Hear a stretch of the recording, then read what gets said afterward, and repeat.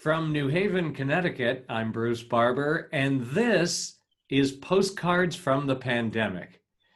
Joining me, the man who knows everybody in New Haven and some people from beyond New Haven, Johnny Broker. I am here, Bruce. Thank you. It is another wonderful day. Not so nice out, but we have a great guest today. Very good friend of mine, Pablo Perez, who along with Birch Valde-Julie, owns mActivity, a great gym that I actually, go to and went to and will go back to in New Haven. But we always talk about our connections, so I'll just talk about Pablo real quick. Pablo's a Derby, Connecticut, born and raised guy, lives in the great city of New Haven now. But I first met Pabs when he traveled the world playing rugby for a little bit and came back to the New Haven area. And, I somehow lured him in to come and hang out with the local rugby team. We've been friends ever since. He's got a lifetime now, a career of working in the health and wellness industry, and it opened up mActivity in the East Rock section of New Haven, walkable from my apartment, which is very much enjoyed. So I'm really, really happy to have Pablo here. Pablo, good afternoon. It's great to see you, Johnny and Bruce. I was just remembering, I think one of our first conversations, John, was at the corner of the bar in Analyphes, talking about rugby. So Pablo, where were you? What was going on? When exactly did you realize that, oh boy, this is big? It was beginning, we have some epidemiologists as members, and we started hearing early about it's going to be very serious. It's going to close things down. And quite frankly, I was in denial in the beginning. I'm like, oh, come on, like, really?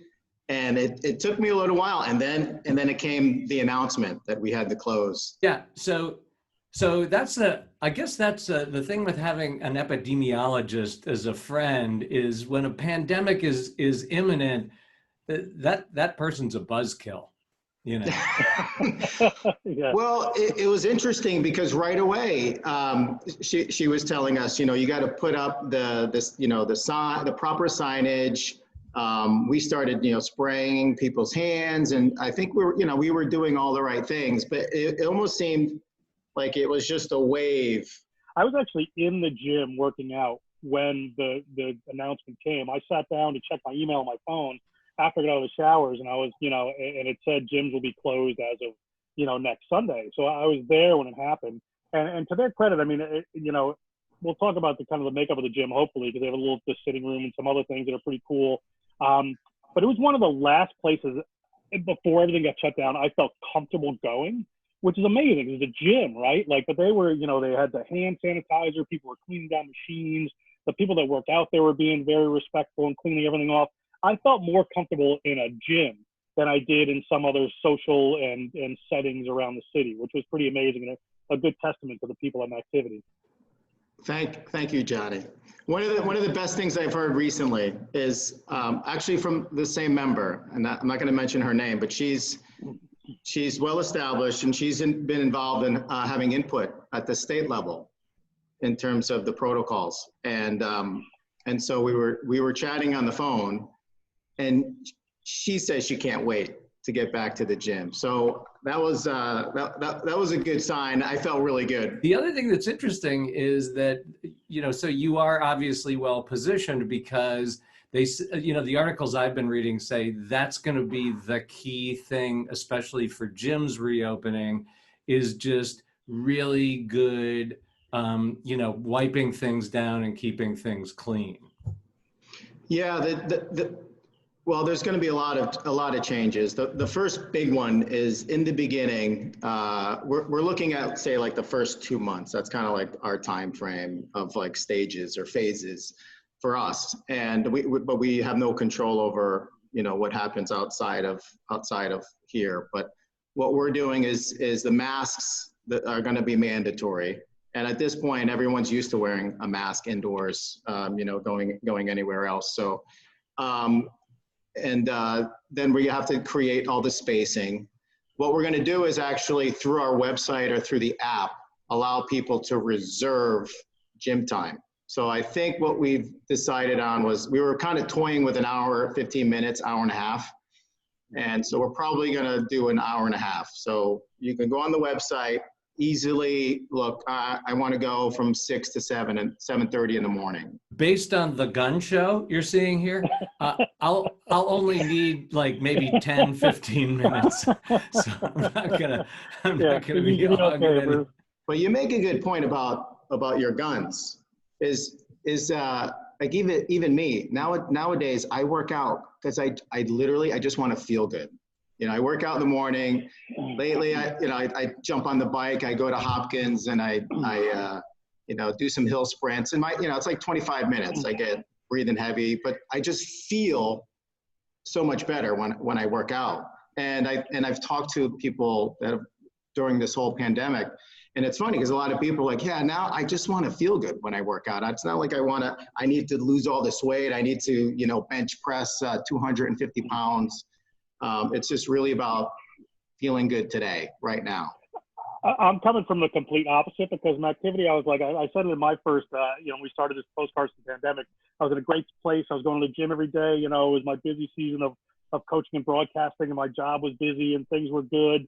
And, I've kind of gone the opposite way where I've been walking and doing some other stuff a lot. But, I made this joke a couple of times. I kind of went for a while from, 6 days on, 1 day off to 1 day on, 6 days off. Like I want to feel good, but it's a place, like mActivity will give me some structure, I think. The real motivation behind, creating this space was partly out of fear and meaning that we wanted to create something where we can compete because there's some really good businesses out there that offer fitness. You have your Edge Fitness, you have LA, you have the smaller boutiques and training gyms. And so I always was a fan of business in general, looking at, like Starbucks was a big one that I would always like look at, and like, how the heck do they always have, anywhere you go at a Starbucks, before the pandemic,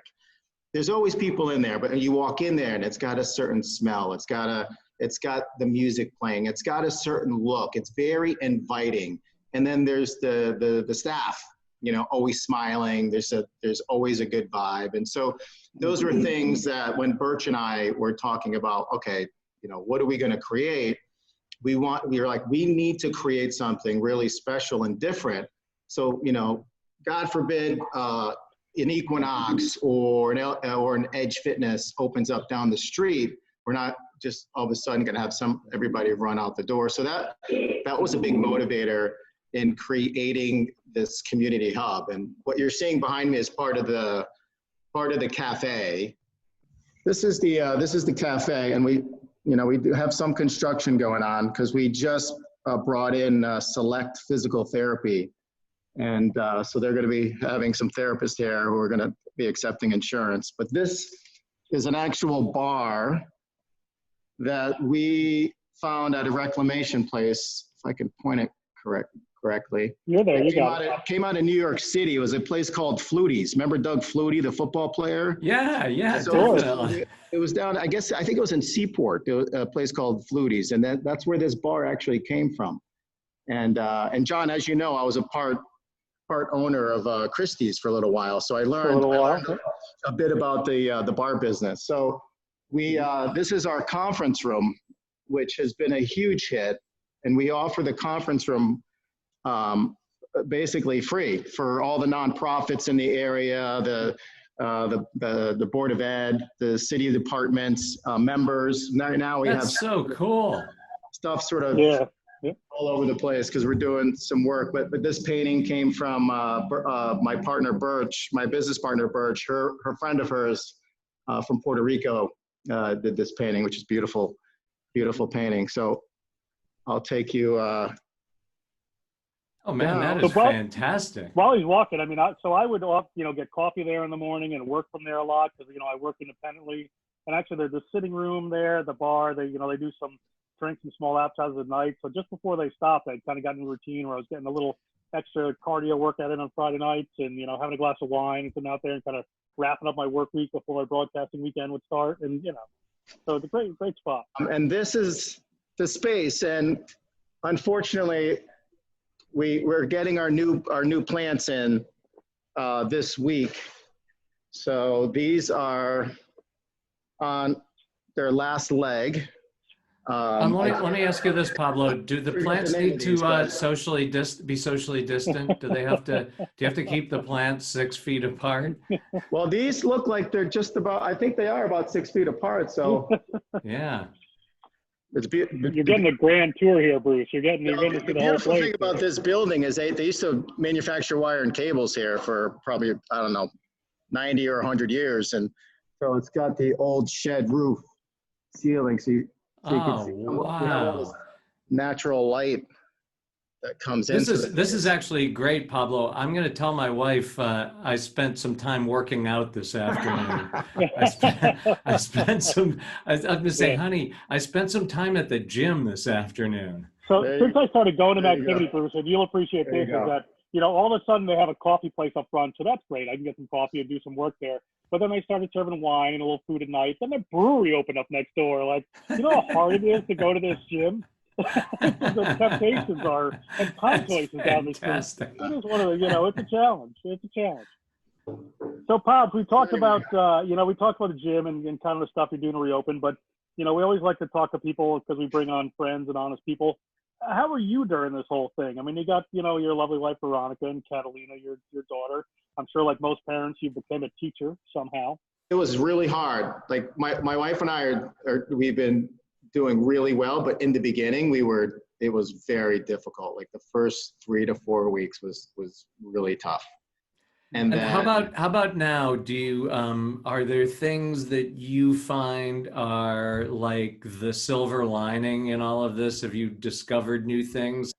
other than everything that has to do with literally taking a time out, and being forced to, spend a lot more time with the family and also sort of think about what's important. One of the funny things is, so we would get together with the neighbors once or twice a week. Of course, my wife, she's a phenomenal coordinator. So she's always coordinating it, everything.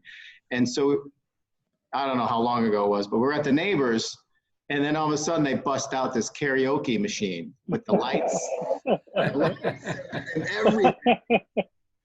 And I think I did karaoke once in my life. And so we would do karaoke, and the kids, they would do, oh my God. So we had so much fun. And then all of a sudden, my wife and I, we ended up buying a karaoke machine. So we had a karaoke machine, and we started doing this, I don't know, maybe like 4 weeks ago, date night, where Catalina would go with my parents who live up the road, and we'd have date night. We'd order takeout, but stay at the house, do some karaoke, and then watch a movie, and it shows that it takes a pandemic to show you the joys of karaoke. It's got to be something. I'm not coming to karaoke at mActivity. I'm not coming. My goal is if I can have at least just one or two songs, I can do decent. Then maybe I'll do it in public. But all right.